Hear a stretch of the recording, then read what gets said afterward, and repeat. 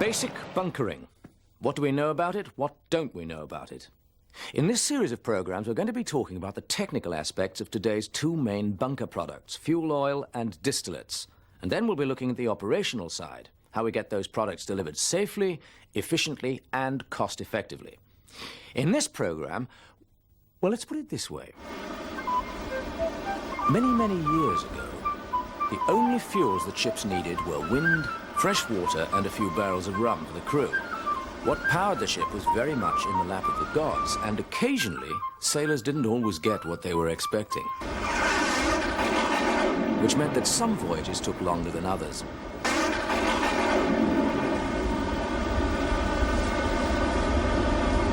But the commercial pressures of the day being what they were, sails soon gave way to a more efficient means of power. Steam. And that meant burning coal, which of course meant that ships needed somewhere to store the coal during the voyage. Hence the term bunkers.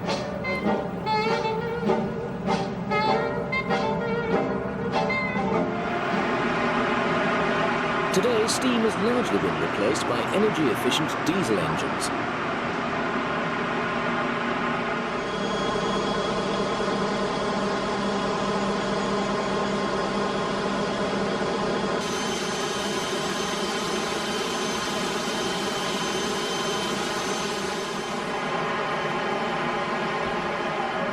But even though the coal is gone from most ships, the term bunker remains. The most common form of bunker delivery is by fuel barge. These vessels may carry several thousand tons of fuel, split between fuel oil for the main engines and cleaner diesel oil for generators. These vessels are sometimes capable of blending fuel products on board to suit customer requirements. In some parts of the world, bunkering by road tanker or fixed pipelines is still commonplace. So, a bunker used to be a place to store coal. Now it's a term for an amount or parcel of fuel. One thing we should be clear about, bunkers are not cheap. The owner of a large ship, say a tanker taking on 2,000 tons of fuel oil, is going to have to fork out several $100,000 for the privilege. Bunkers are oil products, so they're subject to sudden and often sharp price fluctuations. In the old days, only the oil majors dealt in bunkers. Now, everybody's at it, including independent oil companies and companies controlled by national governments.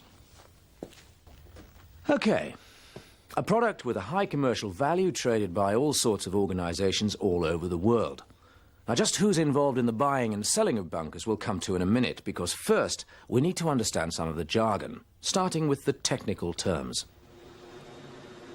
Black diesel fuel is known as MDO, or marine diesel oil. Clean diesel fuel is called MGO, or marine gas oil. And fuel oils are the thick residual grades. The grade of fuel has its own vocabulary, 380, 180, etc. If you want to be certain about grades, fuel quality is covered by international standard, ISO 8217. You'll also find out more about the technical jargon in the written material that comes with this program. Right, I want you to meet a friend of mine who's going to help clarify some other examples of jargon. Yep, okay, yep. Right, so it's an inquiry, is it? An inquiry is a request for a price. Yeah, that's right. Well, I'm just waiting for a nomination. A nomination is an agreement to supply the bunkers. Sure. No problem with me stemming that. By stemming, he means he can supply the bunkers. Now, if you're happy with the price, and that's ex-Wharf and supplies terms and conditions, there are just a few subjects. Ex-Wharf? That's the cost of the fuel excluding delivery. And when he says there are just a few subjects, he means that there are a few points awaiting clarification. Again, you'll find more explanation in the booklet. Now, if there seems to be a lot of jargon, that's only because there are a lot of people involved in the bunkering business, or to put it another way, a lot of links in the chain. To start with, the ship owner. Maybe he's the one buying the bunkers. Then again, maybe not. It could be the ship's manager or the charterer. Then, of course, the middlemen. like the broker or trader. This chain can't, of course, be completed without someone to supply the product and someone to deliver it. And one of the most important people involved in bunkering, the ship's agent. Finally, with any luck, the ship gets the fuel it needs. I say with any luck because although those are the people normally involved in the buying and delivering process, there are one or two other people who occasionally stick their fingers in the bunkering pie. Customs. If there's no tax on marine fuel, we want to make sure it's used as marine fuel. Well, that's just one example. And there may be a surveyor involved. I mean, we are the experts when it comes to determining the exact amounts of fuel delivered. Yes. People in the analysis labs, the Port Authority, of course. We certainly have rules when it comes to bunkering. I think we get the general picture. If you're bunkering in a strange port, credit guarantee companies might have to be involved, insurance companies, and that's why it's important to understand your part in the deal. In fact, what is your part in the deal? Most of you watching this program won't be that interested in what the broker does and how the market fluctuates. All that concerns you is that the bunkers you need get delivered on time. But virtually everyone concerned with the taking of bunkers has a part to play because from a commercial point of view, if things go wrong, it can turn out to be a very expensive game for the players involved. Example 1. A moment's carelessness on the part of a crew member and suddenly 20 tons of fuel oil gets spilt over the side. Port Authority very unhappy, and they won't be the only ones. Then there's the paying for the cleaning up, a possible court case, lawyers' fees, the publicity. Example 2. Lack of communication. The ship is late arriving, but nobody told the master of the fuel barge who's now got to hang around. That's money. And problems when the fuel was finally delivered. Somebody got the tanks mixed up. The wrong spec oil was introduced to the engine didn't like it, and promptly stopped. The ship was delayed for 3 days. That's even more money. Simple mistakes, complacency, lack of knowledge, or proper training. These are the things to watch out for.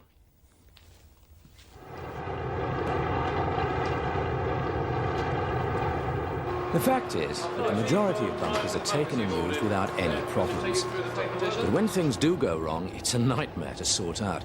Everyone should make sure that good practice is followed at all times, that procedures are in place and adhered to, and that attention is paid to every detail of the process. Apart from making sure that bunkering is carried out safely and efficiently, you're also collecting evidence, should it ever be needed. So what kind of things are we talking about? Details of how to take proper samples are covered in the bunkering operations program. The important thing here is to recognize that apart from testing the product to ensure proper quality, you're also gathering evidence concerning any contamination of the product. Crucial should a dispute arise following engine damage, for example. The sample must therefore be representative.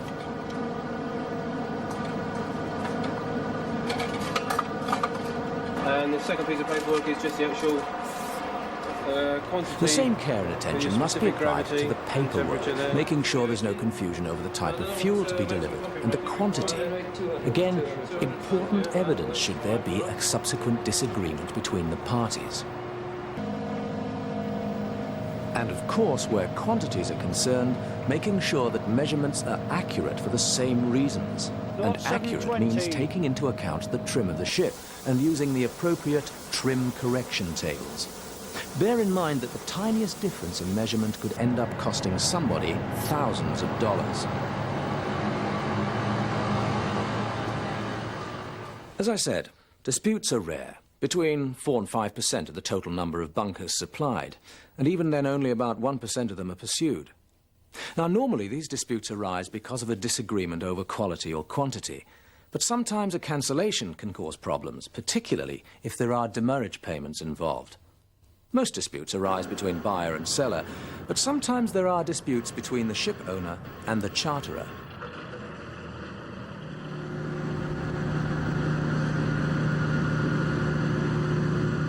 The bunkering business, like any other business involving high-value items, occasionally attracts the criminal. There have been cases where collusion between the surveyor and the barge crew has resulted in a ship receiving 70 metric tons of water instead of fuel. The value of the missing fuel amounting to around $7,000. It's another thing to watch out for. Sea trade has always been dangerous. Where the stakes are high, the risks involved are often higher. The commercial pressures on vessels, owners and operators alike have never been greater. As far as the bunkering business is concerned, the quality of marine fuel is becoming increasingly variable at a time when cost-cutting is increasingly the name of the game. And what that means is that these days it's very easy to get caught out. In simple terms, none of us can afford to take chances or become complacent. Okay. We can't ignore the complexity of the normal commercial bunkering deal and the number of people involved.